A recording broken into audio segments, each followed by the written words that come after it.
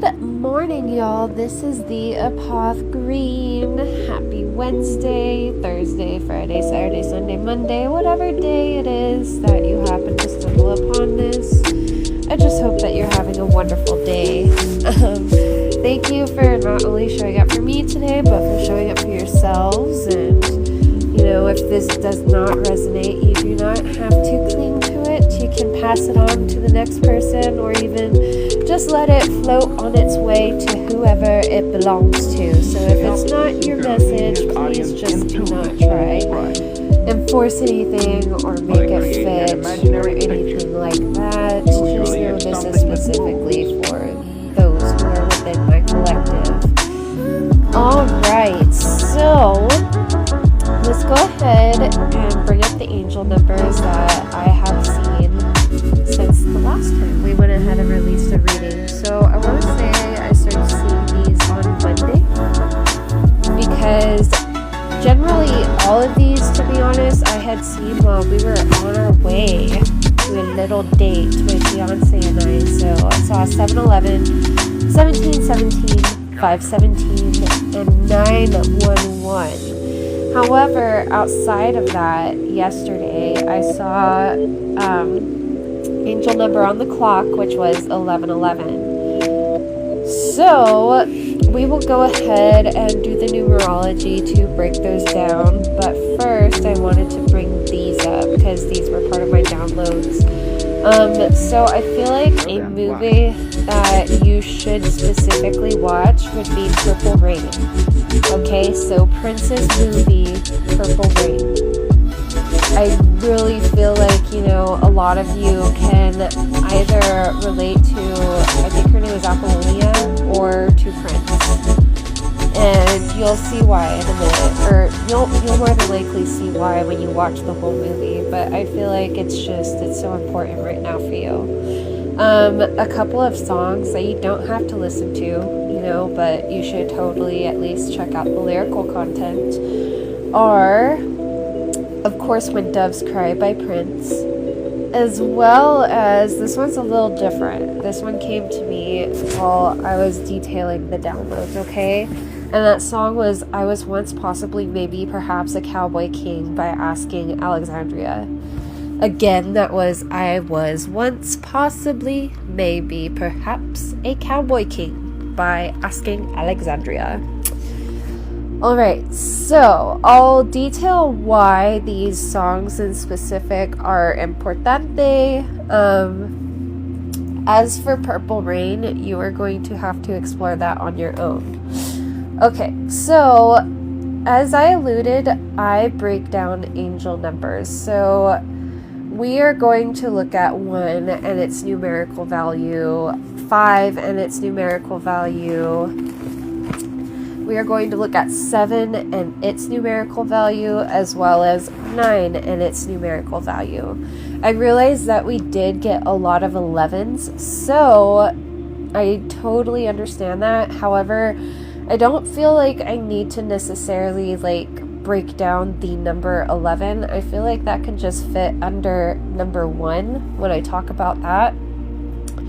And I feel like we're seeing 11 a lot because a lot of you are either with your counterpart or you are on your way to finding your counterpart. And this is a situation that is essentially happening in both of your lives. And so in this sense, you're mirroring each other and each other's circumstances. So that's where we're going to have 11. We're just going to kind of leave that as the idea of mirroring here. So again, we had 11-11, 7-11, 17-17, which is awesome because that's almost a mirror, right? We had 5-17 and we had 9-11. So number 1. As for this number, it coincides with others and brings forth a new chapter for each of the other numerical aspects in this message. So we're going to be, associating number 1 with number 5, number 7, and number 9 as well, just as we saw in these angel numbers. So I do want to let you know that this this number, it is governed by the sun. Its ruling planet is the sun, and the astrological sign associated with it is Leo. And so think of it this way. This situation is going to kind of like pose a flare for the dramatics, not only for you, but for others too. So like any sort of like, you know, insecurities that you may have or that others may have are going to be highlighted right now in almost a, you know, dramatic way. In a way that, like, you know, if someone is either confident or secure, it's just going to be like plain as day. And so I feel like with that, you know, you're going to go about, I want to say like more so focusing on what areas you are confident in, and like of course you're going to be working on your insecurities and whatnot about the past and like how the present is being shaped and the future without some aspects of the present, like things of that nature.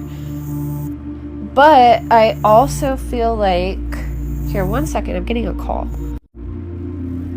Okay, so it was just Walgreens, but anyway, take a sip of my coffee. We are going to really look at like confidence and pride and insecurities kind of being at the forefront right now. And I feel like that's why we saw so many ones, right? You know, again, like this coincides with the sun, and it also coincides with Leo. So think of Leo. You know, a lot of them like to be in the spotlight. A lot of them, you know, do have that flair for dramatics. A lot of them do have this confident aura about them. And so I feel like with number one here in this situation for this week, it feels like it's going to be really spotlighted in the areas in which, you know, you are confident and the areas in which you are insecure. And I feel like you're easily going to see that in others as well. And you'll be able to kind of like make any sort of judgments due to that.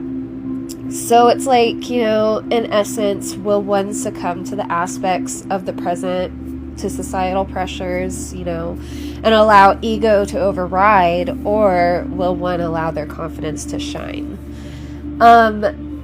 So I feel like going forward, these are kind of like these numbers are going to kind of illustrate which areas you need to work on insecurities. So from number one, we also have number 5, right? Because we have 517 in there.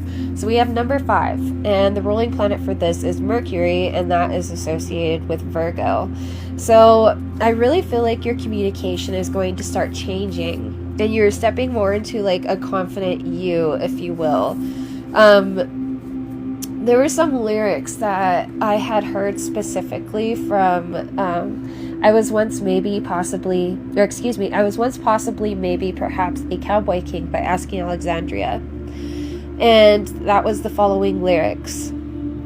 The shell of a boy of the man that I used to be, a monkey in a man suit. I stand here as nothing to you. Wind me up and watch me go. And like, you know, I feel like for some reason I literally just thought of like Dance Monkey from the Tones and I think that like it's because those songs are essentially explaining the same thing in a sense, where it's like, you know, I feel like oftentimes you encounter individuals who also want to, you know, like be in the spotlight, who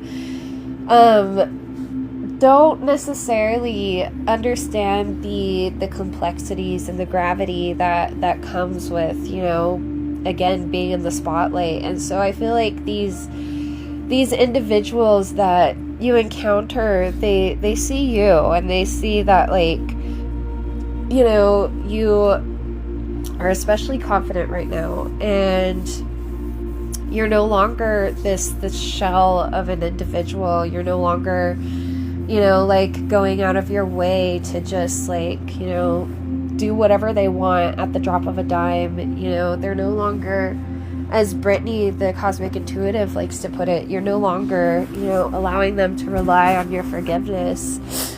And so you're no longer that monkey in a man suit. And, you know, I stand here as nothing to you. Like, you realize that, like, no matter what you do, you're not going to necessarily earn any sort of approval. Okay? And so it's like, why keep chasing the approval of this individual or these individuals if, you know, it's not really going to matter anyway? You know, the whole wind me up, watch me go, like, fuck that. I also channeled the lyrics from When Doves Cry, which were, how could you just leave me standing alone in a world that's so cold? Maybe I'm just too demanding. Maybe I'm just like my father, too bold. Maybe I'm just like my mother, she's never satisfied.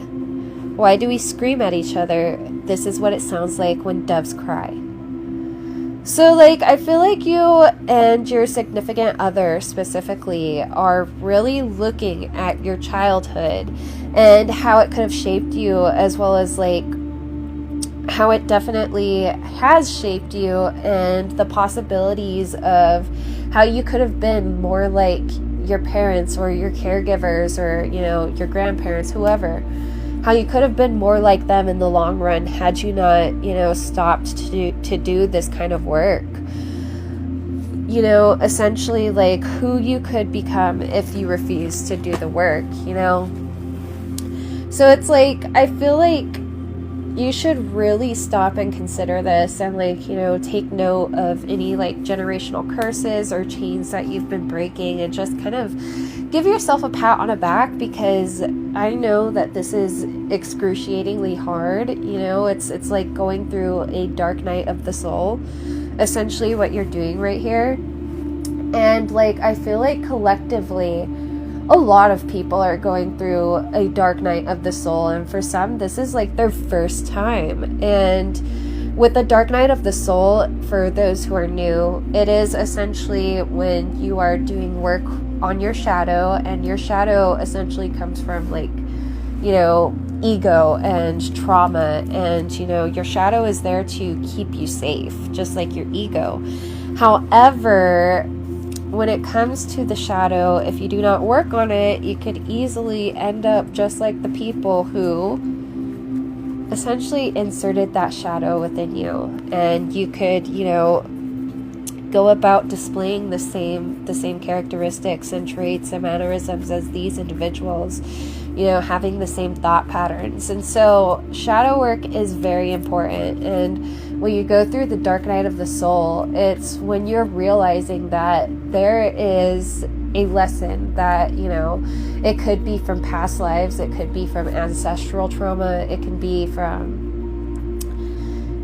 what have you, okay? Like, it's a lesson essentially that, you know, you're going through, and it's a tough one, it's hard, and you're doing the work, you're doing the digging, you are getting down to the nitty-gritty and the root as to why, like, you're having a specific issue. An example, you know, abandonment wounds. You know, like, I'm sure that mine started when I was like a wee little kid, and I was at the fair, and I think, like, we were getting food. My parents were getting food for us, and I was, like, probably, like, 5 years old at the time. And so, like, they were getting food for us, and, like, I remember I had my corn dog, and then, like, I bent down to tie my shoe, but I didn't say anything to anybody. I just bent down to tie my shoe, and then, like, I look up, and all of a sudden I realize, like, my family is gone. I have no idea where they are, and I'm all alone in this big crowd of people. And so, you know, I'm obviously fine. I went and, like, found security, and they helped me find my family. So, like, I'm obviously fine. But, like, I feel like it's, like, those sorts of instances that we don't necessarily, like, take into account that could, like, you know, be the actual root cause of why we may react certain ways, why we may be triggered in certain ways. Like, I know that going down to the root is hard, and it requires a lot of reflection and a lot of digging, and it could be really painful. It's like just putting a bandage on the wound and letting it scab over, peeling the band-aid off, peeling the scab off, and then just doing the same thing over and over and over again, essentially until you learn to not continuously pick that scab, and to really take care of that wound and let it turn into a scar. It's going to keep reopening. And I feel like going back to that song, I Was Once Possibly Maybe Perhaps a Cowboy King by Asking Alexandria, towards the end of that song, there's those lines in which it's like, scars don't heal when you keep cutting. So I feel like you are just really, really focused on any healing or any inner work that you feel like you need to do in order to have a better life, and in order to have better relationships, better opportunities, things of that nature. So I feel like with number one, how we were talking about, like, the sun and Leo coming at the forefront, and then with Mercury, like, more so like being like associated with Virgo, and like you can like see it as like the planet of communication, if you will.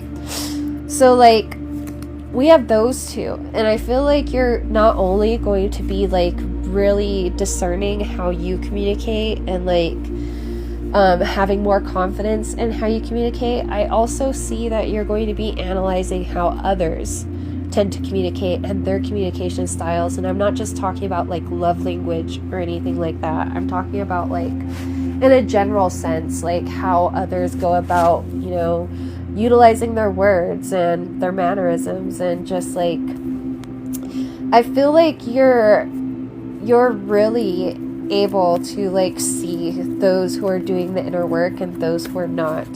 And so I feel like with those observations, everything's going to be heightened right now. And I feel like you're going to be able to, if there's a situation in which like, there's a lesson that you need to learn, but you keep ending up in this situation in which like, like we talked about last week, it's the same lesson, different face, right? Same person, different face, same soul, different face. I feel like you really are going to continue having that same lesson, and it's going to be the same person, different face every time until you learn. It's going to be essentially the same job, different title until you learn. It's going to be, it's just going to be that way. And so you are definitely taking a look at any lessons that you may have been blind to, or that you were wearing like rose-colored glasses to because you just wanted to keep that person around. Or, maybe you didn't want to keep that person around, but you wanted to at least keep the peace because you had to, or things of that nature, right? And so like I feel like you're also learning, if you have to communicate with these individuals, you're learning how to properly communicate with them so that it doesn't necessarily, cause a riptide for you. So kudos to you for that. Like, I feel like that kind of stuff is really hard. It can be really easy to succumb to any emotions and allowing those to speak for us. But, detaching and having this logical mindset, I feel like is going to be very, very, very helpful for you.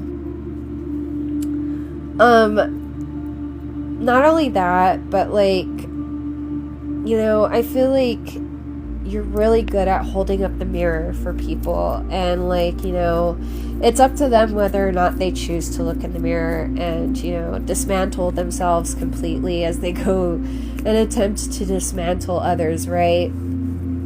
I feel like more people are quicker to to try and break down others before they even like take a look at their own spirit. You know, a lot of people could be read to filth. I do want to let you know, though, that you yourself have an energy about you that, you know, could automatically bring your enemies to their knees.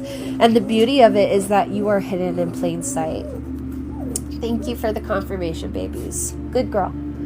But you're hidden in plain sight. And, like, you know, I feel like you are very, very much so underestimated because, you know, you may, you know, be really moving in silence right now. You may be really private. You know, you're not announcing everything unless, like, you know, it's pertinent to any sort of, like, you know, job that you're doing, or, you know, if you're a curator of social media or content creator, obviously you're just, like, you know, focusing on content and things of that nature. You're not necessarily just, like, spilling all the beans and writing a tell-all for everybody on your timeline. You are, you know, really focusing on your work.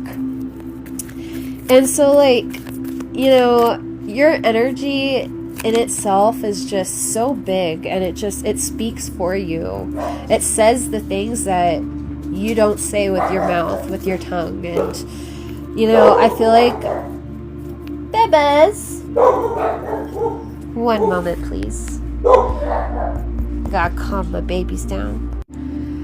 Okay, we're somewhat calm now, and I want to keep going before I lose my train of thought. But, like, when I say that, like, you have that energy that could bring your enemies to their knees, and the beauty of it is that you're hidden in plain sight. Guys, it is just water authority.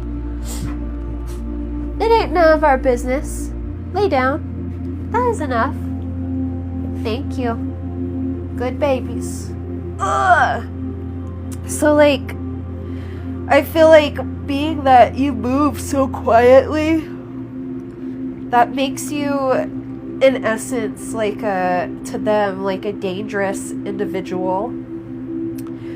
And I feel like, you know, you don't even really have to say anything to them. They can just, you know, see your way of thinking when you do go about, like, you know, trying to post or help others or what have you. When you interact with others, right, they can just see that, like, you know, you can see that shit, and you don't have time for, you know, people who, you know, aren't necessarily working on themselves in the way that, you know, you hope that they would.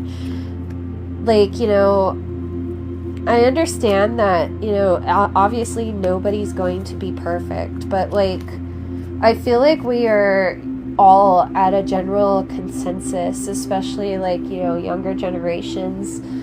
And this is just, like, a gross whole, right? This isn't, like, literally everybody in the younger generations, but I feel like, you know, a lot of us have this huge focus on mental health and emotional well-being. And, you know, as Dr. Ramani puts it, if we were all focused on mental and emotional well-being as much as we were focused on, like, getting the perfect body in the gym, like, a lot of people would be a lot happier and the world would be a better place. And, you know, I feel like, you know, you just doing these things that, you know, you don't realize how big of an impact that they really have. Okay, like, you may just think that, like, you know, oh, it's just another Tuesday, but, like, you really don't realize how much you have grown. And I really want you to, you know, if you've done any journaling or anything of that nature, just, like, really, like, take stock and look back at, like, how much you've grown and, you know, what you've been through and how you've gotten through that and how you've survived. And, like, just be proud of yourself, because you deserve that. And, you know, like I said, you've been hidden in plain sight, and that was for a reason. Okay, people were meant to misunderstand you. People were meant to underestimate you, because not everybody was meant to come with you wherever you're going. Okay, you have a purpose, and I want to let you know that, whether it's, you know, focusing on breaking generational curses and chains, or even continuing your lineage, or, you know, helping others with their lineage, helping them with poverty, helping them with any sort of famine, you know, like actually like taking care of those who really need to be taken care of, you know. Nonetheless, like, I feel like you are also, on a side note, making a lot of changes to your health and beauty routines. For some of you, I see like maybe you're using like a new moisturizer, or you're doing some new hair care. So like maybe you like swapped to a new brand of shampoo and conditioner, or you know, maybe you're co-washing now, or maybe you're doing a really nice leave-in and you found a new oil to seal that leave-in in. I see that some of you are working out, some of you are still trying to juice, which is awesome. Definitely do some juicing. Love juicing. A lot of you are lifting weights, which is awesome. Congratulations for that. I feel like someone here is kind of beating themselves up because they're focusing more on lifting weights than they are on cardio. So like, this is from my perspective. You know, I know that some people might not agree with me, but you know, this is just like coming from my educated perspective, in which like I feel like lifting weights is actually more important than cardio, because like when people think of cardio, they're not necessarily like really focused on the actual benefits of cardio outside of like losing weight, right? A lot of people are either focused on shedding fat, or you know, just running places because you know they like to run. And while that's all fine and dandy, lifting weights is actually a lot better for you in the long term. And if you cannot focus on cardio, guess what? You can go sit in the bath, in a really hot bath, and sit in there for 30 minutes. There's your cardio. Okay, that's that. Go take a walk. There's your cardio. Like, you don't have to beat the shit out of yourself to get some good cardio. Like, cardio, as its name upholds, is like focused on the heart, right? And so get your heart pumping. Go lay in the tub. That's my cardio. You know, if you want to go on the treadmill, put it on the highest incline and just walk really fast. You see those older women who do that on the treadmill, like, follow their lead because they know what they're doing and they're not stressing out their joints all kinds and, you know, putting their body through unneeded misery. Like, those ladies are smart. Anywho, like, I definitely see that y'all are like doing some changes to your health and beauty routines. I see that some of you are no longer like just like chilling in sweatpants, or you know, letting yourself just be. I feel like we got some who are doing their makeup again, who are, you know, dressing to the nines and just, you know, really feeling themselves. And I feel like you deserve that, because I know it took a lot to get you here, and I feel like you definitely deserve that. You know, I'm hearing that you look like $1,000,000. I mean, a lot of Virgos, like, they know that, like, when you look good, you feel good. So most Virgos I know really like to take care of themselves in that aspect. And I am just hearing that you are definitely looking good and you look like you feel good. And that is goals for a lot of people. And that is like, you know, the epitome of health. All right. So I also kind of like thought about, if y'all have ever seen Avatar: The Last Airbender, and I'm talking mainly about the show because I've never seen the movies or anything like that, but like the show and the manga, if you know about that, right? And you know about Prince Zuko, and you know how in the beginning of the series or of the manga, he was a very angry individual, and he was just a teenager, by the way. So like, I feel like a lot of you are kind of wrestling with your inner angry teen, like, you know, and not enough talk about that exists, okay? Because like, yes, inner child healing is awesome, but having to wrangle in that angry inner teen, that little rebellious monster, like, it can be hard. And reparenting that inner angry teen, like, it's hard. That's where I'm at right now. I know a lot of people, like, when they get here, it's just like, what the fuck?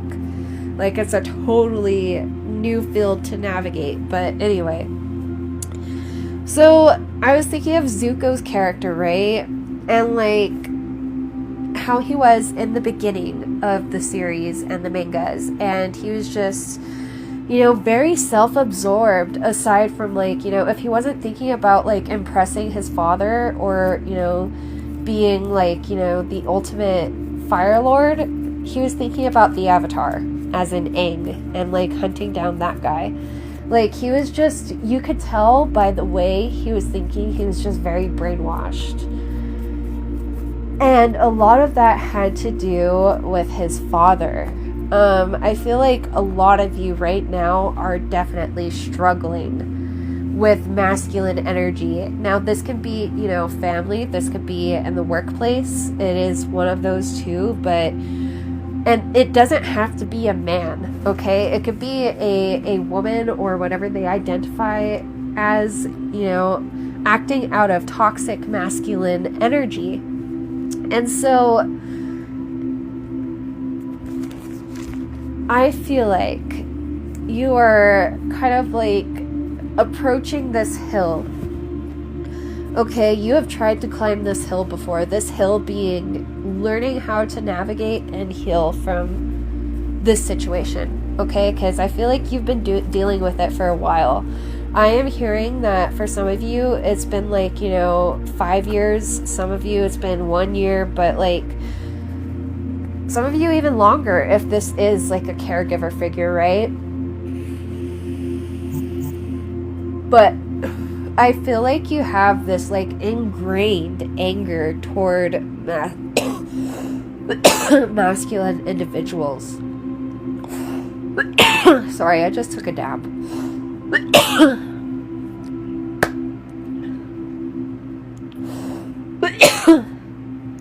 Okay. And like, not only that, right? But if you really like look at how Zuko's personality was formed, like his mother gave him a lot of the love that he needed, which is, in essence beautiful, right? But his mom eventually left. And that was because she was like, she was tired of the bullshit that Zuko's dad was pulling. Let me turn this down.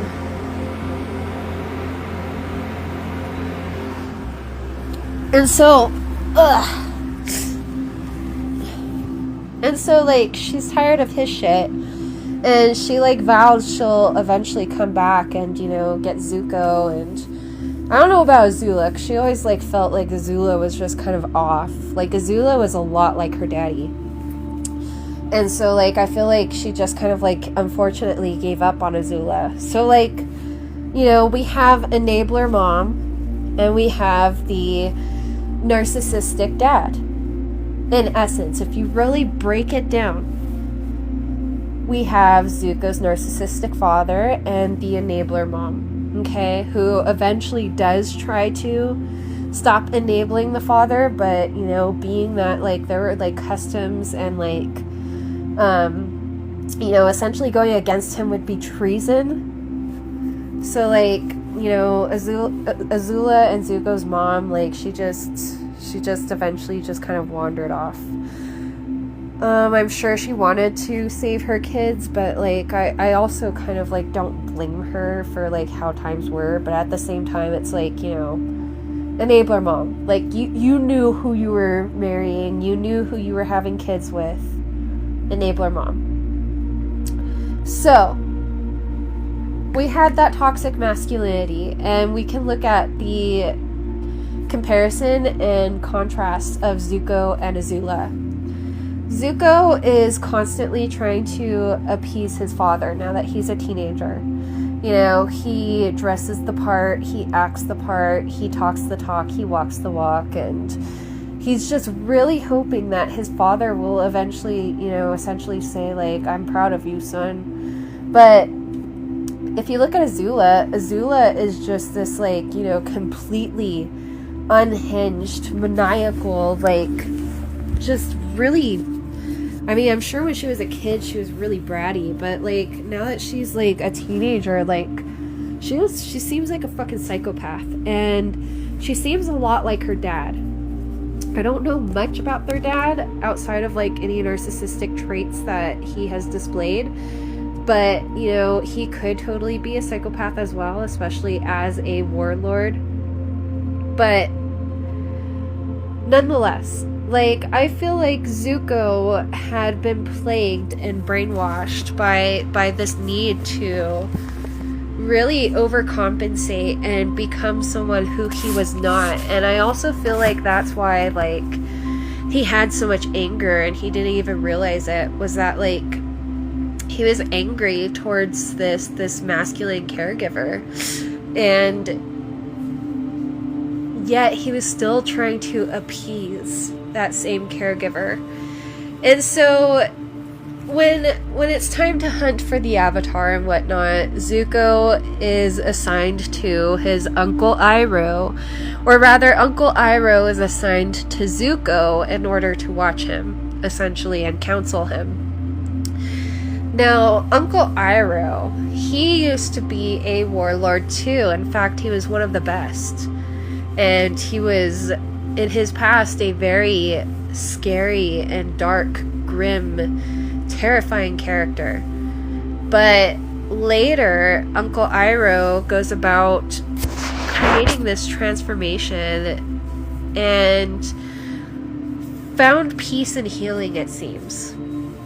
So now he goes about trying to teach others how to master the art of peace, and, you know, letting them know how good it feels, and essentially, you know, counseling.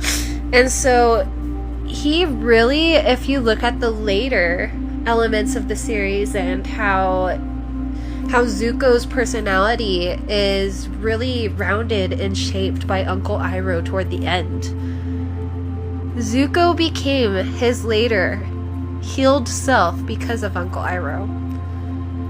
Uncle Iroh represents exactly what Zuko could have become. And Zuko could have become the warlord, and he could have become a tyrant, but he met Uncle Iroh when Uncle Iroh was in a better state. And he saw how much happiness Uncle Iroh was able to derive from almost nothing, it seemed. He saw how resourceful Uncle Iroh was. He saw how peaceful the life Uncle Iroh led was. He received unconditional love from Uncle Iroh and was no longer made to feel like a burden because he couldn't fit the mold of essentially being a piece of shit like Dad, you know? Whereas Azula was able to do that easily. But Zuko was more like his mom. And, you know, despite his mom not necessarily being much better, because again, she was an enabler mom, right? And she ended up abandoning them. Despite his mom not being so much better, he was a lot more like her, and she, you know, in the years that she was there to support him, it seemed like she gave him a lot of love and a lot of nurturing, and would remind him that, like, he was enough. And I feel like Uncle Iroh was able to really take the role of a masculine caregiver for Zuko later on in his life, and really reparent Zuko, if you will. And it's so complex. Avatar is just such a complex show, and there are so many emotions that can come with watching that show, and it just, if you look for the deeper stuff, it's there, and it's beautiful. And I feel like that's where you are now, and I feel like you have to play both roles, you know, unless you have a therapist, because, like, if you have a therapist, like, that could be, like, the Uncle Iroh energy I was channeling. But if not, like, it feels like, you know, you have to play both roles of being Zuko and Uncle Iroh, and, you know, that could be daunting, and it could be a hard task, but you're doing it, and I want you to be proud of yourself, because that's fucking hard. You know, especially if, like, you know, you're doing it without a therapist and you're able to come this far. I couldn't even do that. I had to go to therapy. But if you're doing this without a therapist and, like, you're healing without a therapist, kudos to you.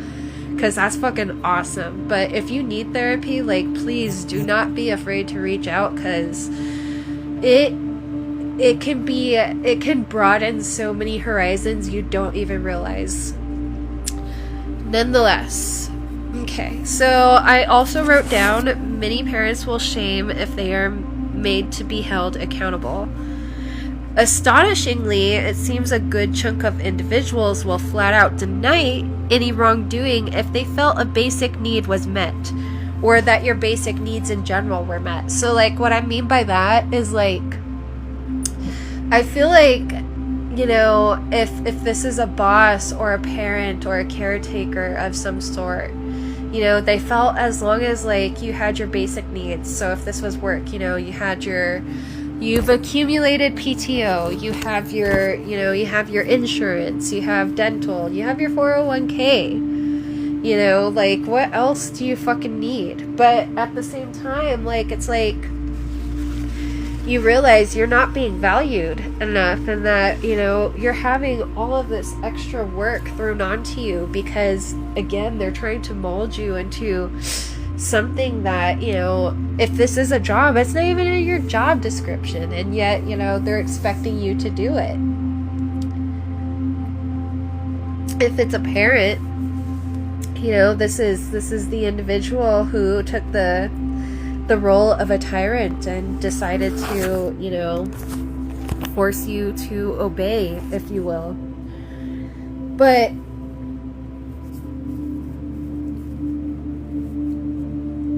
you know, any sort of blame or scapegoating they try to do just because, like, you're trying to unpack, you're not spoiled for just trying to unpack your trauma. You're not, you know, a lot of individuals will like to flip the script and call you selfish or call you spoiled or say, like, you know, you're too sensitive or you're a crybaby, or, like, you know, going as far as to, like, you know, smear your name and call you a piece of shit because you want to unpack the shit that happened to you. And, you know, it's wild to me because, like, it's essentially like the Darvo complex, in which, like, they think they're the victims, right? And, like, they legit have themselves convinced that they are the victim in this situation, because any sort of unpacking you're going to do is going to break down that facade of the white picket fence that they created.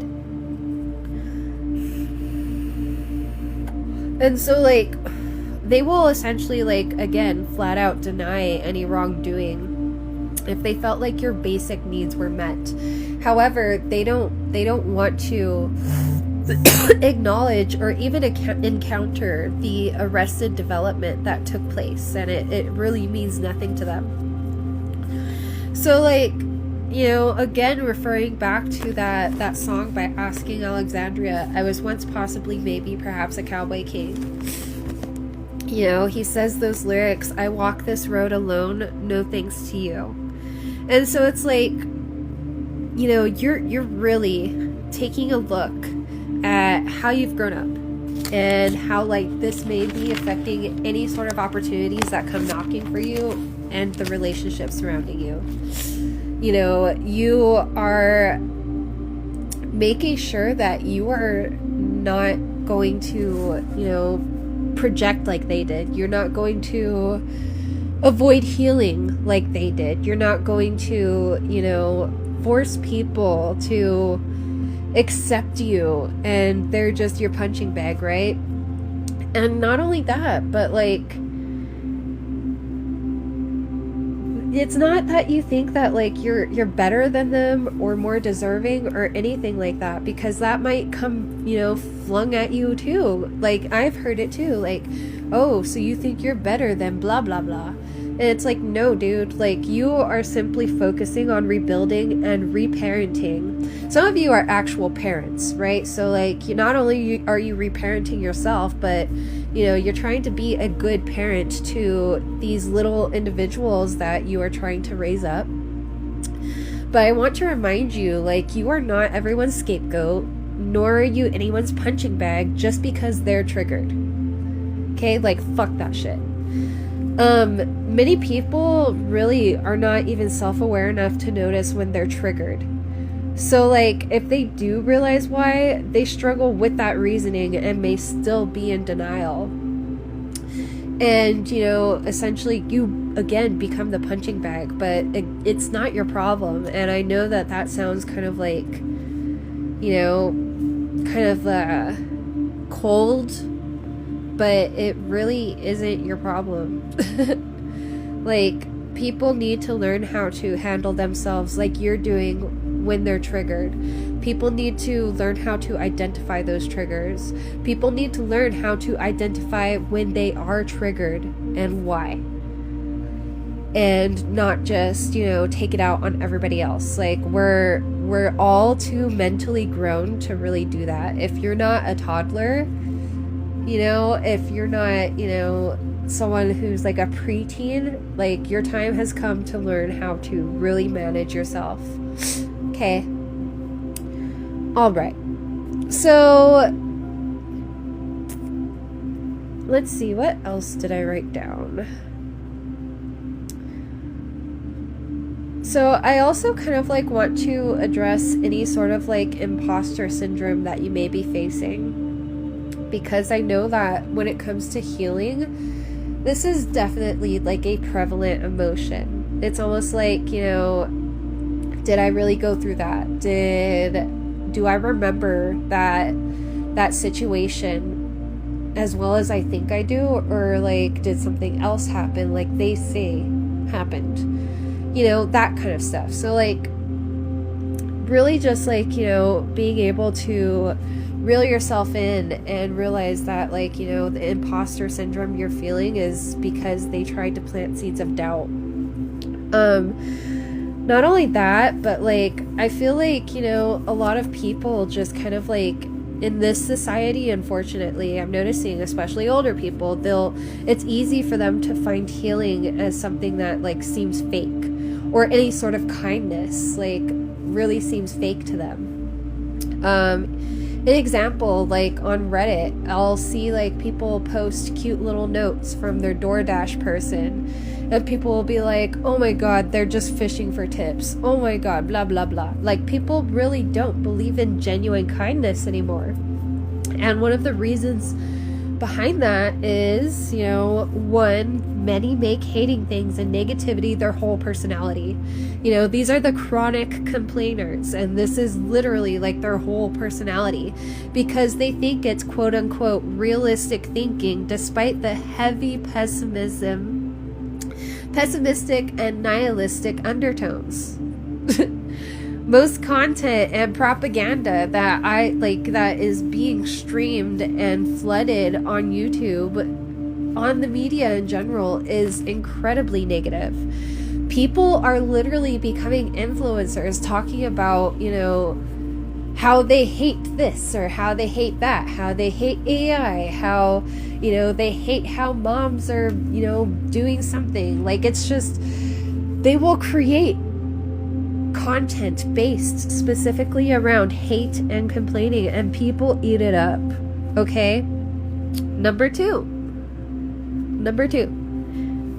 These sorts of individuals can see accountability as blaming, but they will defect and blame you or scapegoat you,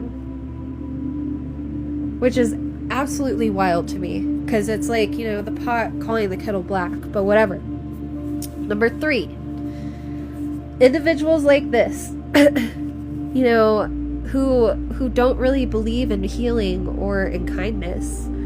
You know, they're at the forefront, you know, the way to navigate life for them is to be cruel and to ostracize. It's like a societal habit almost to like really bully people, to single people out and, you know, try and make them feel weak. Number 4, we have a narcissism epidemic. I talked about that last episode. Number 5, we we can really, like, you know, I feel like the 7 deadly sins are not just, you know, indicative of Christianity, but of any sort of belief system as a whole. So, like, the 7 deadly sins are envy, greed, lust, gluttony, wrath, sloth, and pride.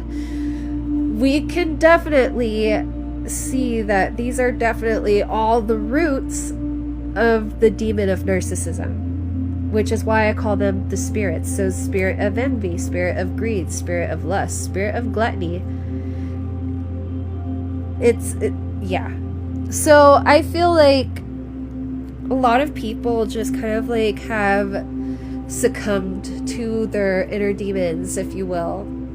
And that's really why people are like, I'm fighting demons, or, you know, I gotta work on my inner demons. Like, in essence, like, these are, like, you know, the demon of narcissism is a thing, okay? The spirit of envy, the spirit of sloth, those are things.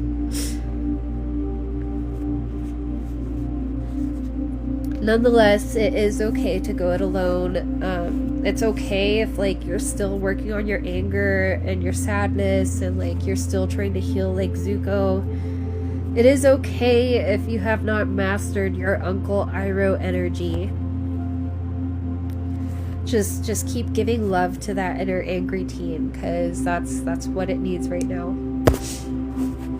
If you have your own Uncle Iroh, or a therapist, or, you know, a grandparent, or someone who you respect, who is, like, restoring your faith in, like, the masculine energy, like, congratulations. I'm really happy for you for that. And, you know, I hope that everybody gets to experience that. So, moving on, let's get into number 7, which is Neptune, and that is represented by Pisces. So right now you are definitely exploring a lot of emotions that you kind of like refuse to unpack, or you didn't want to feel in the moment. You're digging deeper again to the root to find the lesson. The transmutation of like any deep emotional scarring that is now turning into wisdom, and you're learning how to not only allow your emotions to, you know, just kind of take a back seat, especially in terms of your actions, but like in general, I feel like you are now seeing the lesson in a cycle you have been repeating over and over. Referring back to what we were saying with the scars don't heal if you keep cutting, you are no longer continuously picking at the scab and lifting the band-aid. You are now just letting it heal, and you're feeling what you need to feel and allowing the scar tissue to form. Your intuition and your wisdom are growing as you take the time to think about what you were trying to ignore right now. And this deep shadow work that you're doing right now, like, it is going to essentially lead to that number 9. So number 9, you're essentially like giving the benefit of the doubt to people right now, and you'll give it to those who deserve it, but you're no longer allowing your forgiveness to be abused. So like, you're analyzing this wound, and you're seeing that it was a major key to not only closing a door to the past, but closing the door to situations and other dimensions or past lives in which you keep encountering this same energy or this same individual, just with a different face, like we were talking about earlier. So when we look at 9, we can see that as like, you know, just taking care of any unfinished business before we close the door on something completely. Let's see.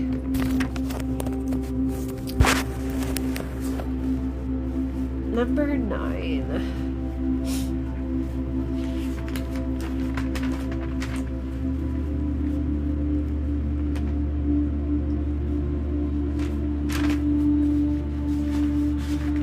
Where did I break down the numerology for that before? Because I'm trying to remember what planet it is associated with. Let's see.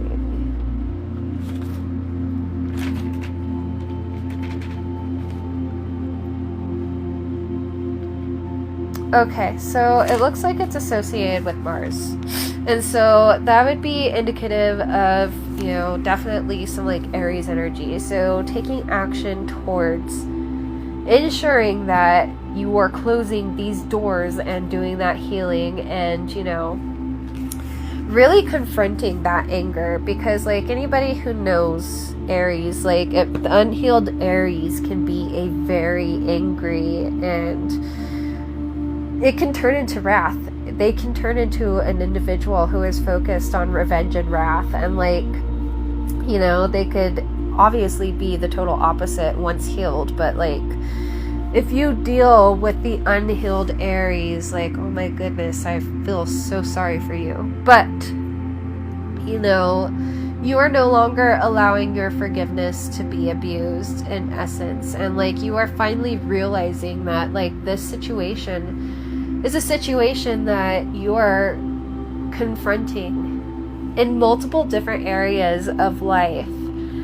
And it's literally, again, just the same energy, different face. Same situation, different place. And so obviously, like, you know, this hamster wheel, it's no longer fun. Like, you're finally like seeing the path that you need to take to get off of this fucking hamster wheel of fuckery. So congratulations on that. But like, when I had brought up like the whole idea of you know, different timelines, different dimensions, and different past lives, like, I truly feel that like your soul knows this person's soul.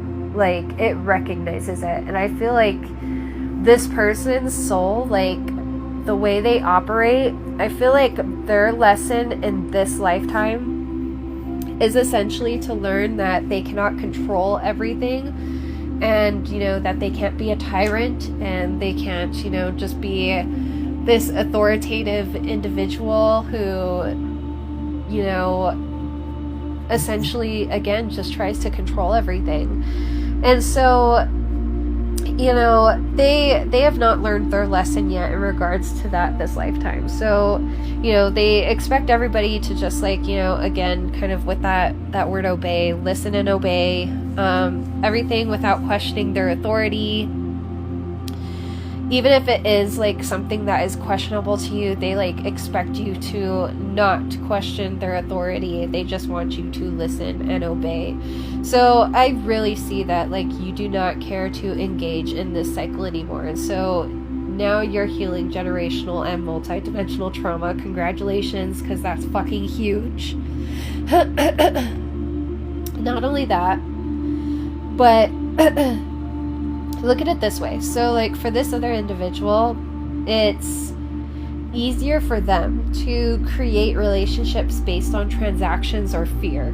You know, so like trust is very foreign to this person, whereas they still expect undying loyalty. So like, I do want you to realize that there is definitely like a difference between the word trust and loyalty. Someone can have loyalty without having trust for someone, right? But someone can have trust for someone, but they also have to have loyalty if they have trust for this individual. So like, it like goes hand in hand. You can't have one without the other, yet this person expects loyalty without trust. And they expect it like through, you know, this sense of entitlement that they have, that they deserve respect for their position, whatever it is, you know, if they're a higher up, or if they're like, you know, a patriarch figure in the family, or even a matriarch just operating out of that masculine energy, they feel they are superior in this essence.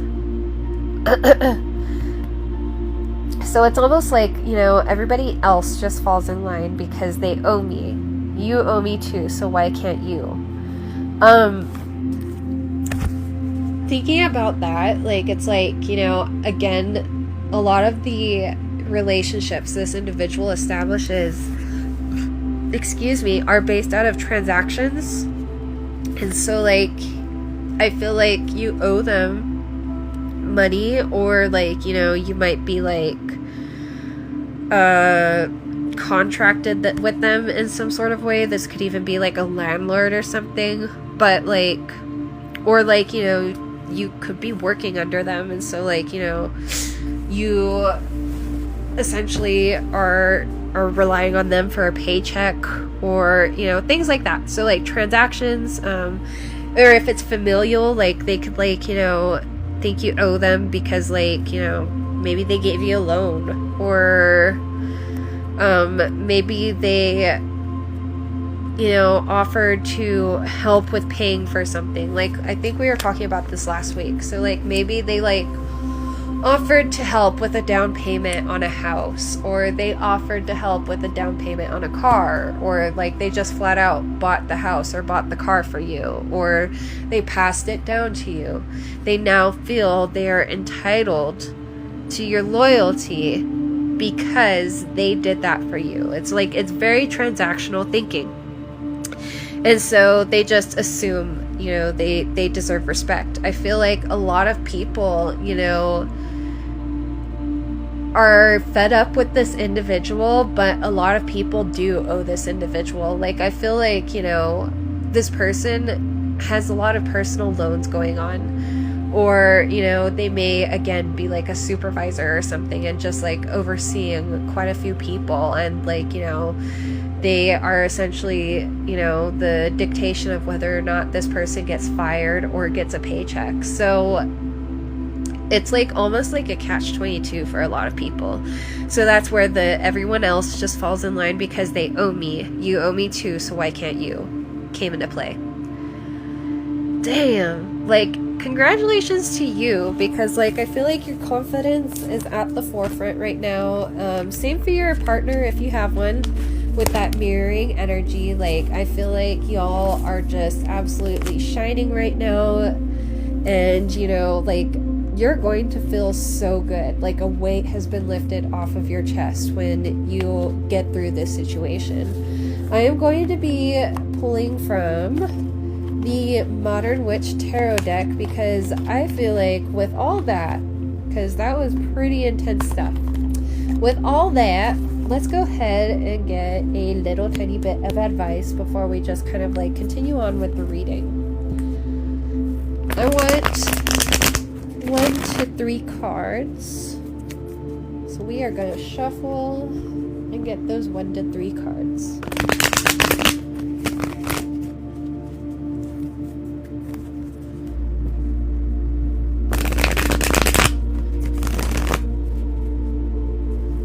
I just heard, so back to what I was saying. This could be us, but you playing. I think that song is called This Could Be Us by Ray Schrimmer. This could be us, but you playing. But anyway, I heard that. I heard those lyrics specifically. So it's like, you know, in essence, like, I feel like you know, if this is family or something, or like, you know, a boss or whomever, like, I feel like, you know, you either really care about this person, or you really care about like the work you do and you enjoy your job outside of this person, right? That sort of scenario. But like, you know, you really realize that this person is just embracing the tyrannical aspects of their personality, and like, you know, you're just over it. So good on you. You know, it's like, I also feel like when we were talking about earlier that like not everybody can come with you, and you're realizing that. Like, I really do feel like my collective has a big purpose, and you know, you can't bring everybody along with you for that purpose. Not everybody is meant to be on the journey forever. Some people come for a reason, others, you know, just stay for a season, right? So we got death out here, and death is in reverse. This is the main energy. For overall energy, we have 2 of Pentacles in reverse. We have Page of Pentacles in reverse. We have the Page of Wands, and we have the 4 of Wands. I feel like this is a chapter that has been really hard for you to close, because again, like, you know, you may really care about this individual, or you may, like, you know, be scared of losing your job, but like, it's like, you know, something that you're really passionate about and that, you know, you love, and you're scared that like maybe if you do, you know, end up trying to detach from this authoritative rule, if you will. You feel like that if you rebel against it in any way, that, you know, you could lose your own position. And so it's like a catch-22. And it can feel scary. It can feel really unbalanced right now. It can feel like, you know, that there is no like right move, but in reality, I feel like you do know exactly what you should be doing and what you need. With the Page of Wands and the Four of Wands right here, like, you know, like, I feel like you're really just kind of like, some of you could be really young, like some of you could be in like your early 20s, or, you know, some of you could be older and like starting over, but like I get this sense of like, you know, like you are just trying to build, like you are, you know, starting from scratch right now. You are trying to build after having to rebuild who knows how many times, or this is your first time building, so you don't know what the fuck you're doing, and it's just it's hard, it's scary. And that's another reason why you're a little reluctant, because like you feel like a lot is riding on this particular relationship or this job that you have. You know, again, this could even be your landlord. So like, you know, saying something to your landlord, you know, you're terrified you could be evicted.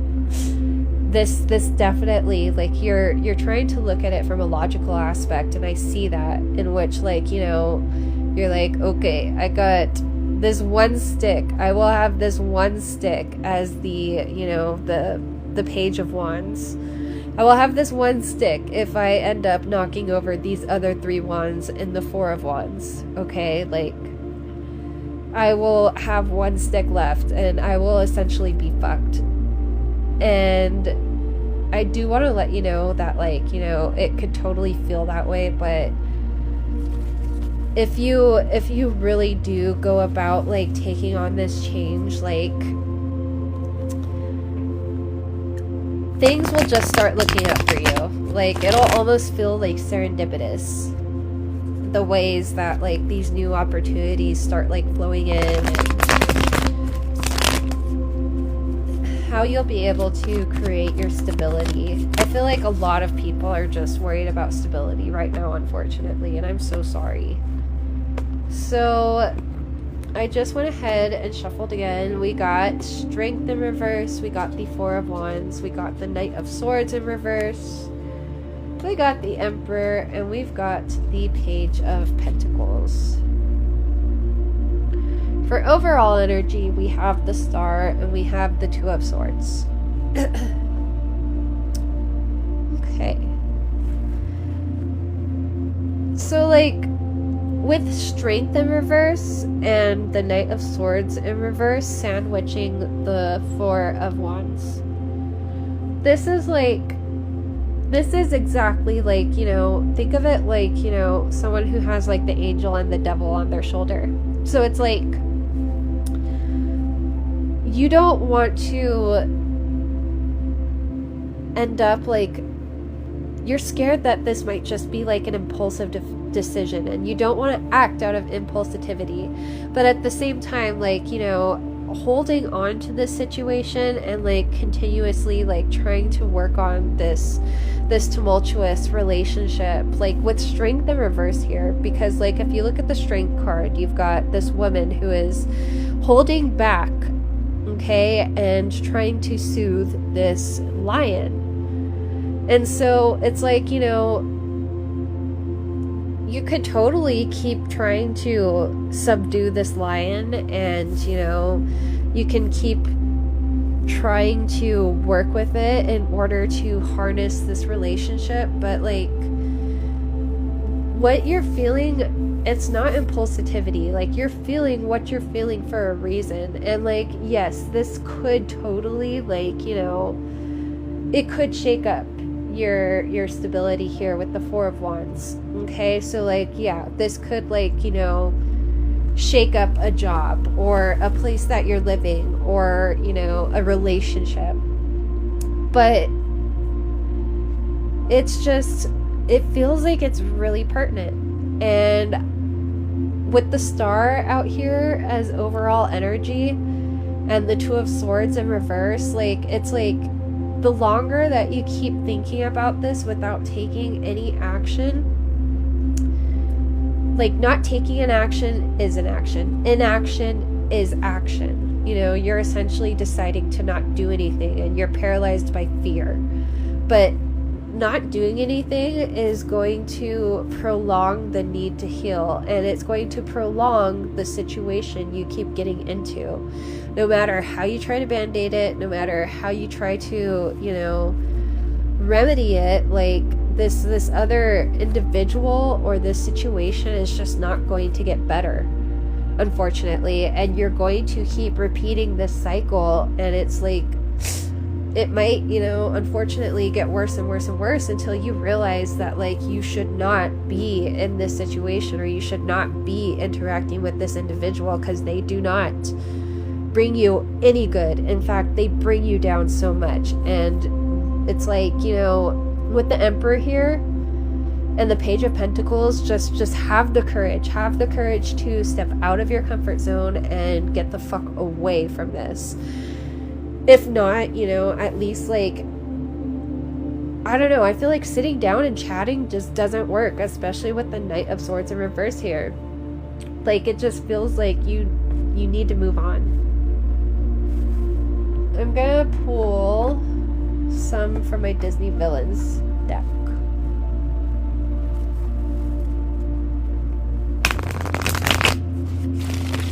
Like, I don't, with the Page of Pentacles out here, especially next to the Emperor, like, you have no idea what sort of opportunities you could have just by not by no longer associating with this individual. I need to drink my coffee.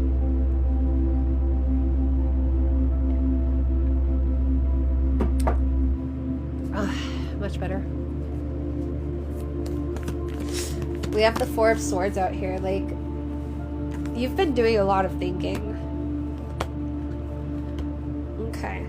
We also have Judgment in reverse, the Two of Coins in reverse again, and the Page of Coins again. Page of Coins, Page of Pentacles, they are the same thing, by the way. For overall energy from this particular deck, we have Three of Coins in reverse. We have the, what is that, the Nine of Swords? Yep, Nine of Swords. We have the Hierophant in reverse, and we have the Knight of Swords in reverse again. So, it's like, you know, you are, like, just, it feels really, really timid right now in terms of, like, making this decision, and I don't blame you. Like, I feel like there are a lot of feelings here still. You know, there could be feelings of betrayal. There could be feelings of, you know, abandonment, like we had talked about earlier. There could be, you know, all kinds of different feelings and resentments that you could have been holding on to, that you're still holding on to, and that, like, you want to work through them. But if you keep yourself in a situation that fucked you up, you are not going to heal. Like, I feel like this is definitely something that we all need to take into account, that, like, if we stay in the situation that fucked us up, and that situation is not getting any better, but we are trying to get better, it's not going to work. You know, a positive and a negative don't make a positive, they make another negative. You know, you need a positive and a positive to make another positive. Otherwise, you're just going to keep getting a negative.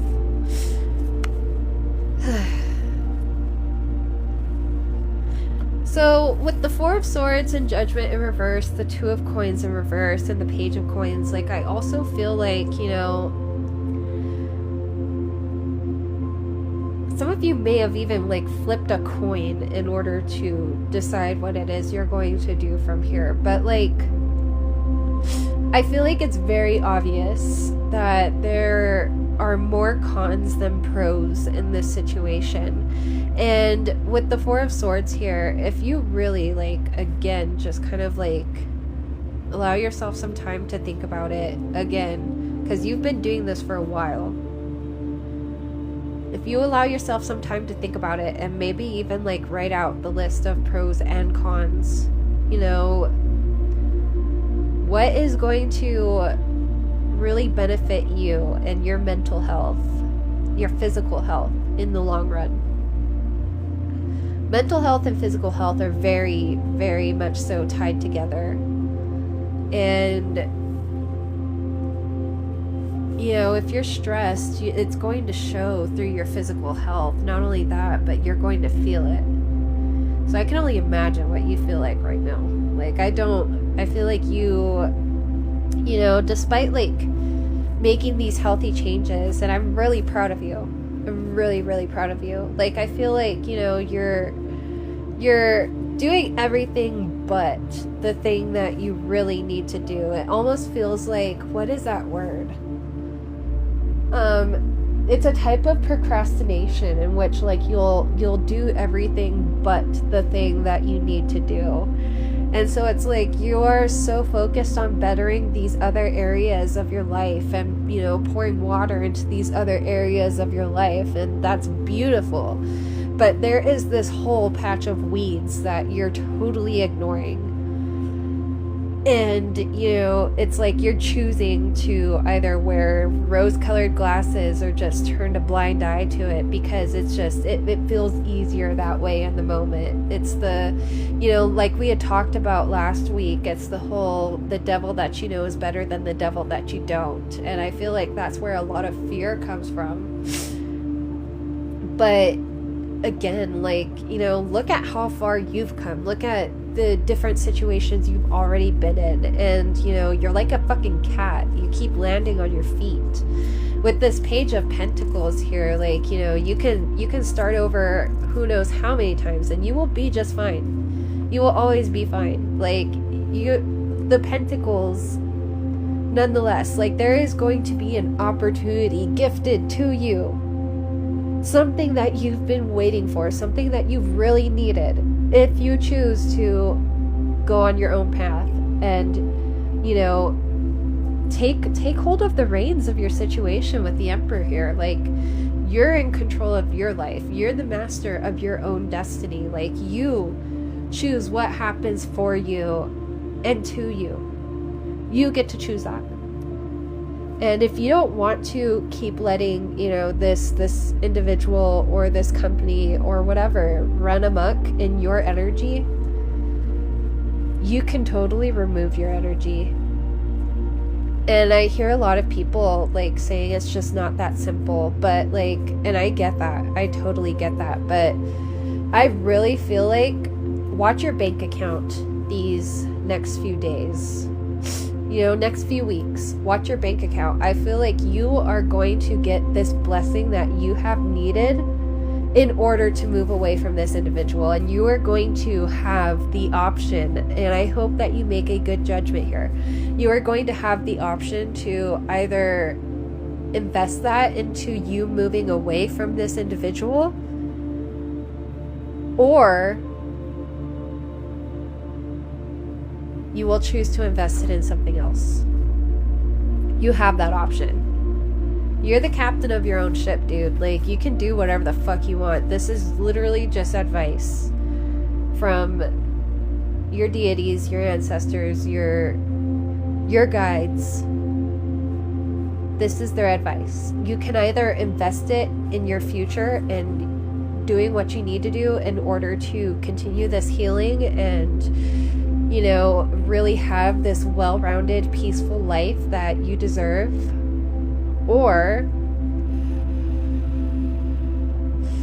you could keep beating the dead horse and, you know, like Zuko, you could keep trying to appease this person. You can, you know, you can put that money into their hands. You can let them control everything.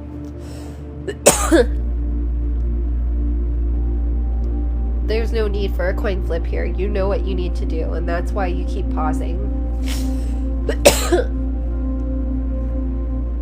With the 3 of Coins in reverse and the 9 of Swords, like, You know, I feel like you have these situations in your head in which like you like conduct like, you know, different scenarios in which like you do stand up to this individual, especially with the Hierophant in reverse and the Knight of Swords in reverse. Like, you know, you're either the Hierophant in reverse in one scenario, or you act like the Knight of Swords in reverse in another scenario in your noggin. And it's like, you know, you don't have to take on that Knight of Swords in reverse energy. You don't have to, like, you know, be flighty, impulsive, and, you know, cruel, and, you know, you don't have to yell at this person at the top of your lungs, but I'm sure you feel like you would love to. I don't blame you. It would be easy to snap around, you know, an individual or a situation like this, but it does not deserve your energy. It does not deserve you clinging to it, you know, like in the Strength card in reverse, and, you know, trying to hold on to something and cling to something that is no longer for you, that more than likely wasn't, you know, for you in the beginning. It just keeps coming with you. It just keeps coming with you, and you allow, you know, we allow these soul ties to continue on with us, and we will continue to face the lesson with a different face every time. So like, and it could be even like multiple situations in your life, okay? So this could be family, this could be your job, this could also be your landlord. It could be all three of those combined, or it could be, you know, just one or the other. But you know, I know for a fact that you are continuously encountering this individual with, you know, the same fucking soul, just a different face. And you keep giving them the benefit of the doubt because, I mean, I feel like you're clinging to what has been, you know, like if this was like a romantic interest, you're clinging to like, you know, the individual who you first met. If this is like a parent, you're clinging to those good moments in your head. If this is a job, you know, you're clinging to the idea of all the people you're helping or something like that. Like there's just something that gives you this really misplaced nostalgia and good feeling that, you know, that you embrace. And while that's beautiful and you can keep that, you know, locked in your heart and in your mind, it's time to move on.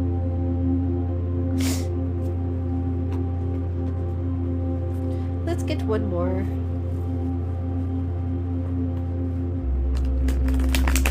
You deserve the world. That's all I'm gonna say. Like you deserve a lot more than what you accept. There's death in the reverse again. And then overall energy is Knight of Swords upright and Three of Coins. So it's like, oh, and then behind the Knight of Swords we have the Eight of Swords in reverse. So like, you know, I feel like you keep psyching yourself out. Like you encounter a situation with this individual, or you know, with the situation at hand, and you know, things will be going dandy, like things will be going good, like you think things are fine, like, you know, like you're getting through the days, and you know, sometimes there's some pleasantries and whatnot, but then all of a sudden, like, you know, your shit gets rocked and you're just like, holy fuck, like where did this come from? And it's like, it's legit like that. Like it's like a just out of nowhere. Like, it's just like, oh, okay, so I guess we are changing with the tides today. Like, what's going on? Like, why are you acting like this? So, with the Eight of Swords in reverse, as well as the Knight of Swords, like, you know, you encounter the pleasantries, and you're just like, okay, this is gonna work. But we have the Three of Coins in reverse. It's not going to work with this person. It's not going to. And like keeping yourself like, you know, all tied up in this situation and, you know, bound to this situation or individual again is only just going to drag you down. And with the Knight of Swords here upright this time, like it's time for you to boogie oogie, friend. Like with Death in reverse here, like again, you know, I know that you feel like you're not ready for this change, but you are. And yes, you are going to go back into that Page of Pentacles energy when, you know, you probably want to be in, you know, your Emperor energy or your Empress energy. But, you know, like, you gotta go through the steps, friend, and everything is going to be okay. And yes, you're going to be in that Page of Pentacles energy again, but you're going to feel damn good doing so. And it's going to be a beautiful brand new beginning after closing a cycle. And I know you're scared of change. I know that, like, you know, it can be so daunting having to face any sort of change, but your ancestors and your guides will be with you every step of the way, and everything's going to be okay. Let's go ahead and get some oracle. And then we'll go ahead and close out this chapter and this reading. Let's see. Oops, I put the wrong deck in there. There we go. I keep doing this British voice because, like, it's not even British. Like, I'm not good with accents at all. But, like, my fiance and I, we've been playing Life on the PlayStation 5, and oh my gosh, it cracks me up. We like to talk in British accents, and, like, I don't know, but it's been sticking. he'll always be like the richest one in the game, and he'll be like unhappy because he doesn't have any, like, happy points, but like, it's usually the person with, like, the least amount of money in the game, and they're the happiest, and he's like, happy. It's so funny. Anyway, oracle, let's see.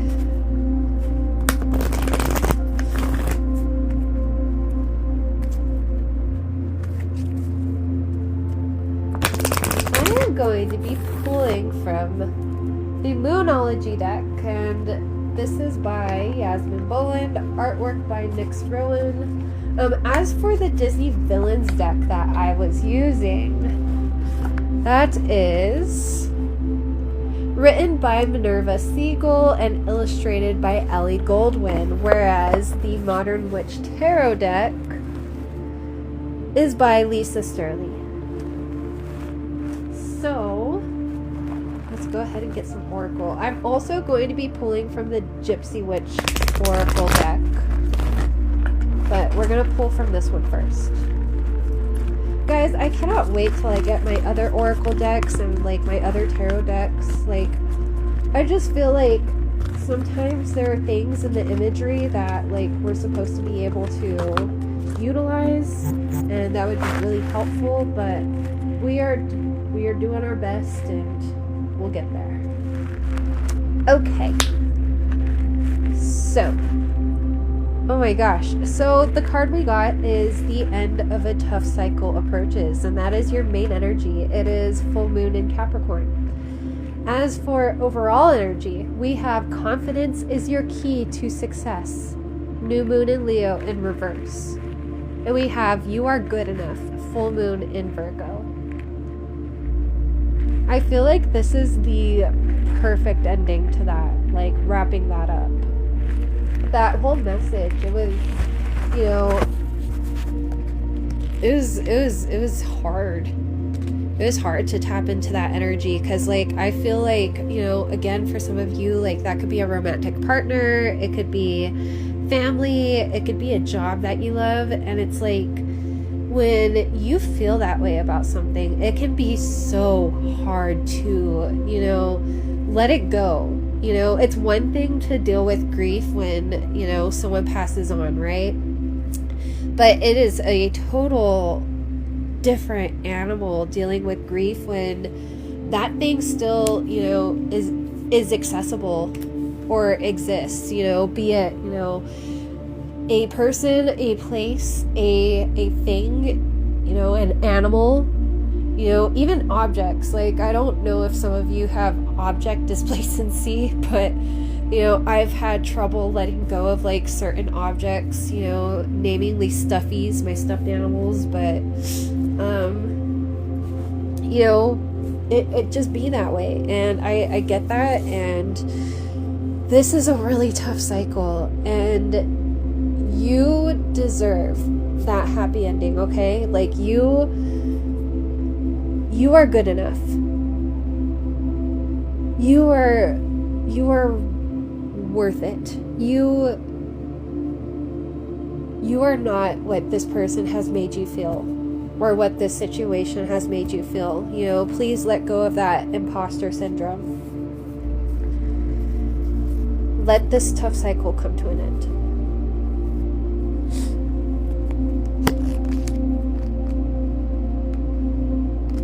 You're going to be fine, like, when you detach too. Like, that's, you are good enough is that reminder.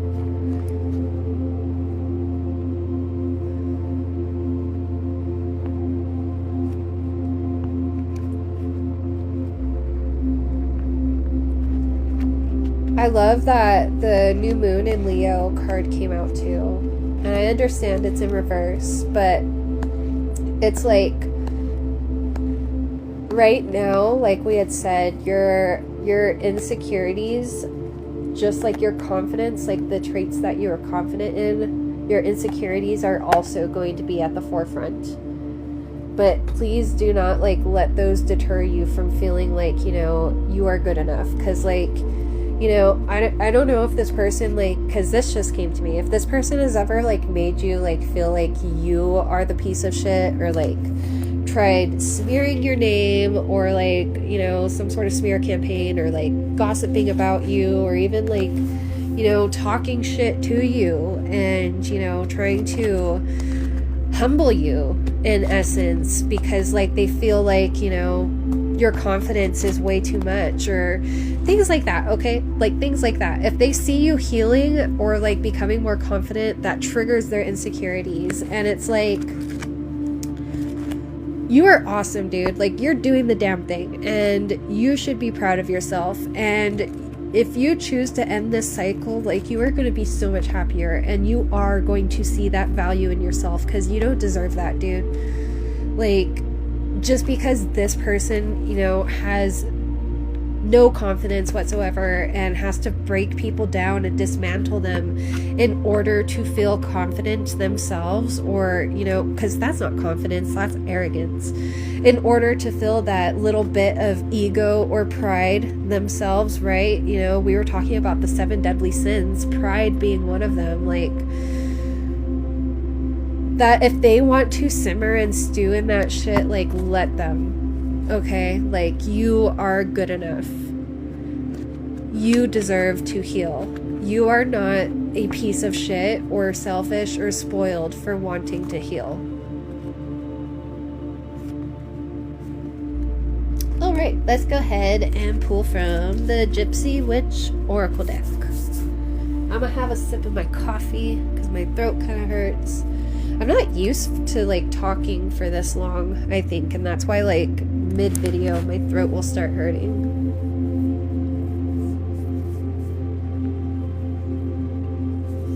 It's like a wonder how I would do call center jobs, because, like, I feel like I can lose my voice so quickly, because I don't really talk much. Like, the vocal cords don't get used too often.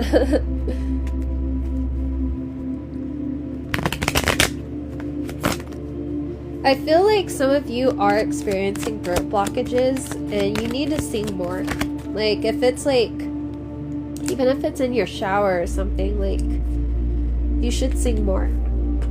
Or, like, if some of you are bold and, like, feeling a little more confident, like, go out there on an open road and roll your windows down and blast some music and sing. Enjoy yourself. Enjoy that freedom. Of course, like, minding the safety of others too, but enjoy that freedom.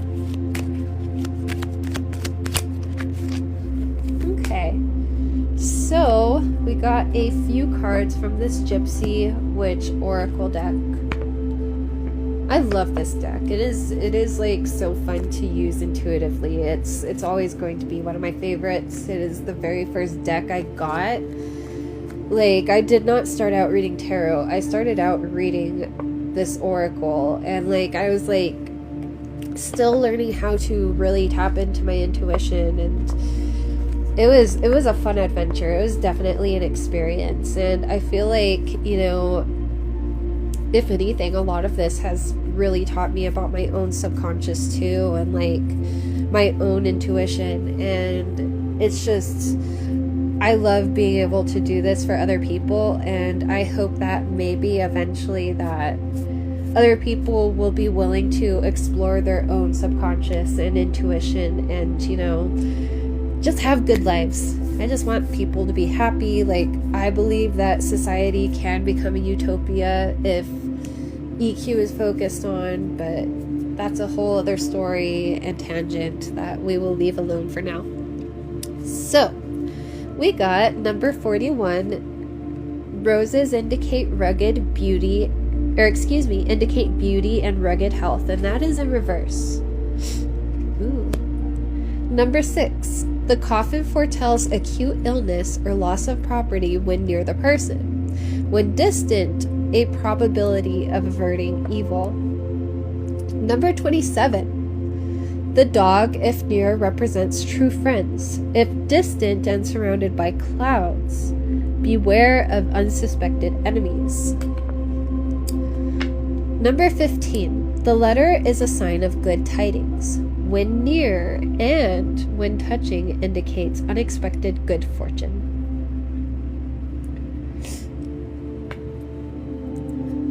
For overall energy, we have number 2, the moon. When near is a good omen and it predicts fortune. When distant, exposure of your secrets. So that's in reverse. And then we also have number 43. Lightning denotes surprise, disagreeable in accordance to distance. Yeah, there's just this real fear of the unknown here, and I feel like it's kind of coming from both sides. Like, I'm tapping into your energy and their energy too, because like I feel like they feel you pulling away, and like they feel like there's like this distance between you, right? And so it feels like they're scared too, and like, you know, they might, like, if this is a relationship, and you might be in the honeymoon phase right now, in which like they're trying to up the pleasantries and trying to, you know, just really, they might even be giving you like little tiny gifts, or like, you know, sweets, or making food for you, or shit like that, right? So like it feels like, you know, or it could even, again, like, could be work or family, you know, like they could be like on their best behavior right now and on their P's and Q's because they feel you pulling away. But I feel like with number 41, the roses in reverse, bordering number 6, the coffin, which, you know, foretells acute illness or loss of property, but also, if distant, a probability of averting evil. So like, I feel like, you know, this is just kind of an indicator of like how much this person has really drained you. So if it's not just financially, you know, really take a look at how stressed you've been lately. And, you know, they say that stress can lead to an early death. Like, stress is a silent killer, but it's really not that silent. It's just that we've kind of trained ourselves to, you know, ignore it, or to like just get used to it, you know, like almost like a cavity becomes like a dull toothache after a while if you just ignore it. So it's almost like that kind of situation in which, like, you know, it's actually, you know, you need a root canal now, but you've been just ignoring it and putting up with it, and it's really draining you.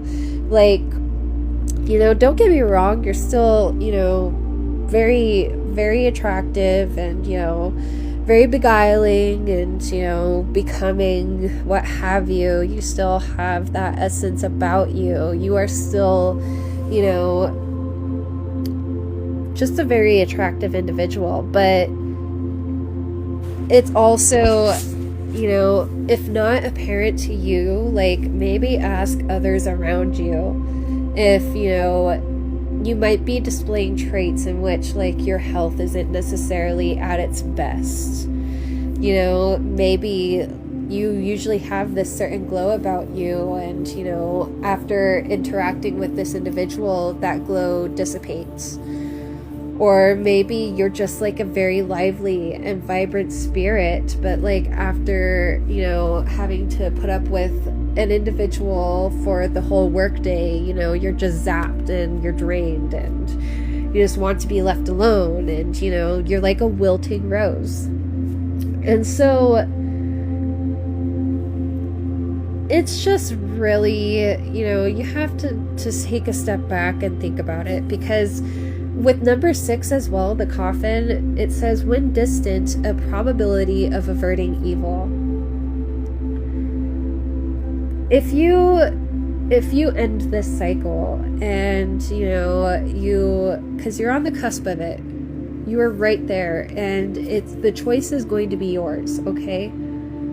Have confidence in yourself that you will make, there is no right or wrong choice. There's just a choice. But if you choose to stay tied to this individual, like, this reading is letting you know right now, like, at least in this moment of time, this individual does not have any inclination of wanting to heal. And, they're really good at putting on the mask and making it seem like, oh, I've changed, or things like that. And they're good at putting on the mask, but the mask always comes off. And I want you to think about those times, no matter how much it hurts or how hard it is, because you are unfortunately you're going to think about these times whether you want to or not, because, again, when you're triggered, like, you could have, like, if you have PTSD, like, this has happened to me. If you are triggered, like, you can have flashbacks, and, like, you can feel like you are in that moment, and, it's terrifying, dude. So, like, working on it now, I feel like is definitely beneficial for you. That way, like, later on down the road, it isn't, if not flashbacks, because that's pretty extreme. If not flashbacks, like, it could be like, just their voice in your head, and like them saying like, oh, you're a loser. Oh, like, you're nothing without me. Oh, aren't you man enough? Oh, aren't you woman enough? Oh, have like just shit like that, okay? So it's like, you can detach and work on it now, or, you can work on it later, but working on it now is like, really just approaching this inevitable end, if you will, rather than prolonging it. Because in essence, like, this cycle is going to end somehow, especially if, like, I feel like this person really likes to pull the strings. So if they're a supervisor or a boss, like, if they're just feeling some way one day, they might fire you. And if you're at an at-will company, like, good luck. If it's a landlord, like, they might feel some type of way and decide that they want to evict you. If it's a family member, they might feel some type of way and just start, like, coming at you, for absolutely no reason at all. It's just because they felt that way that day. And so, you can either prolong the cycle and, like, let them suck that energy, let them drain that energy out of you, or you can detach and have that, like this card says, probability of averting evil. The demon of narcissism, the spirit of envy, the spirit of wrath, the spirit of pride, which is exactly what this person is dealing with. And that's why they try to attack you so much, and why a lot of these people, will hit below the belt as much as they can, because their own confidence and pride is hurt, okay? So, like, they're going to do anything they can to make you feel that way too. An insecure individual who, is not in their right mind will do that. That's just how they operate. So, you know, with the dog here, we haven't even talked about the dog in the envelope. With the dog here and the letter being a sign of good tidings, right?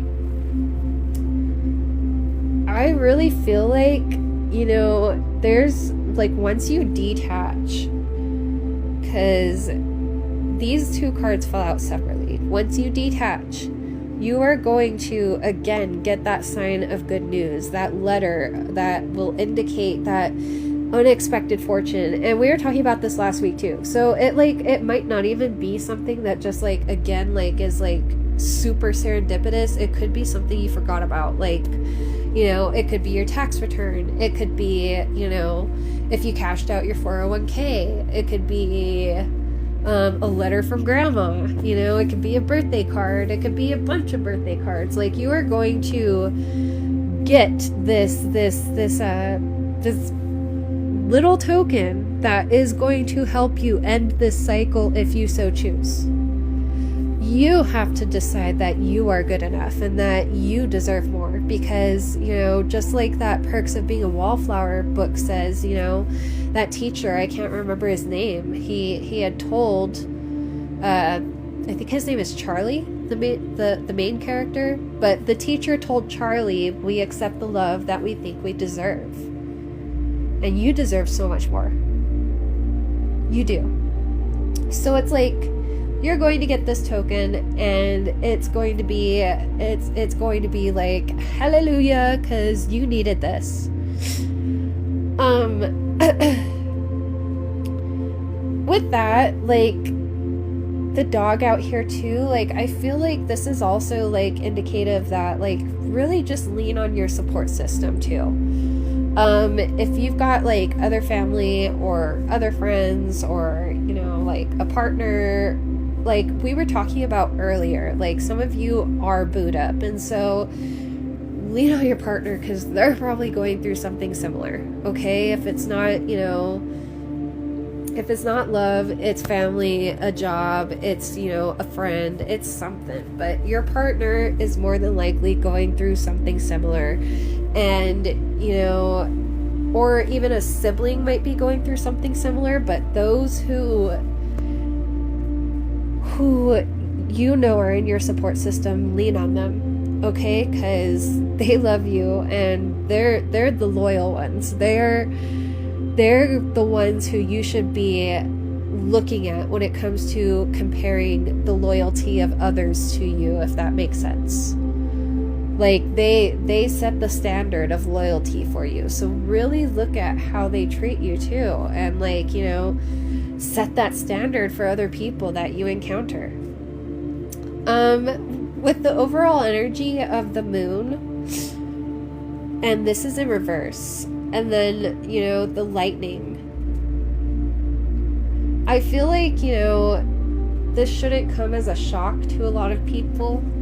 Because I feel like, again, this person, like, is kind of, like, venting about you. And so, like, I also feel like not only are they venting about you, but they're kind of, like, formulating a plan in which, you know, they're going to build you up and knock you down again. So, like, you know, if this person offers you a loan, or, you know, if it's your boss or someone like that, like, they're purposefully going to put you through like a honeymoon phase and like create yet another sort of tie to them, just so that they can be the one to essentially cut that tie and leave you with nothing. That's like the goal, is to like kind of like humiliate you and leave you, you know,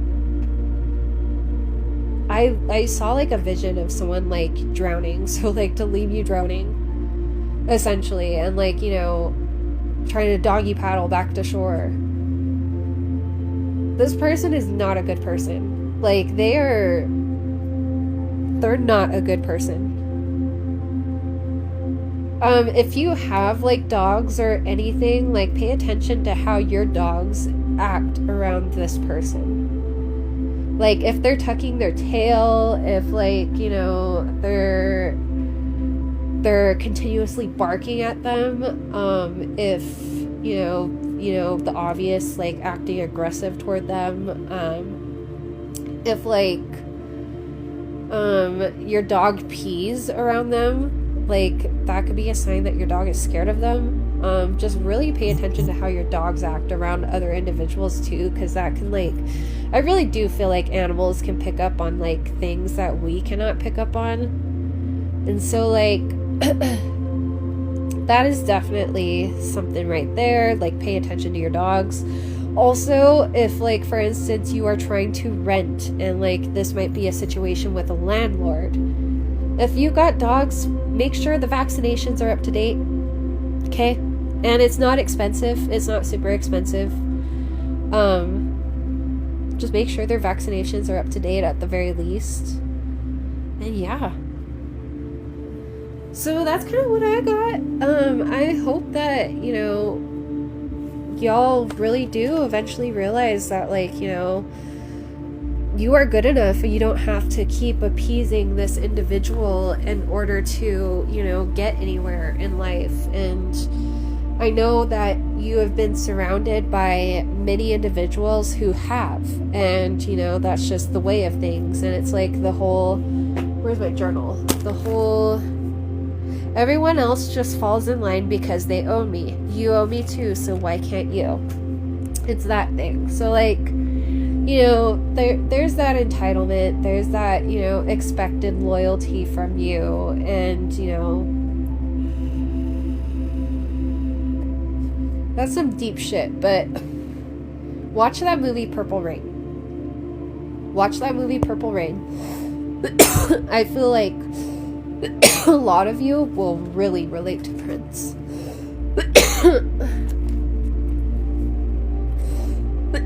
Going back to When Doves Cry.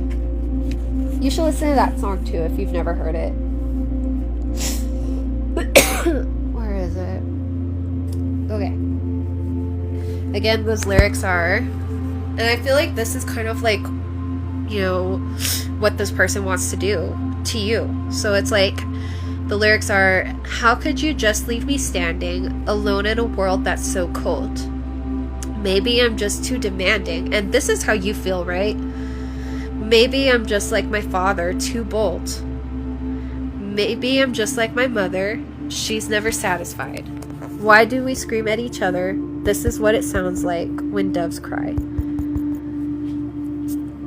Gosh, this is a heavy one.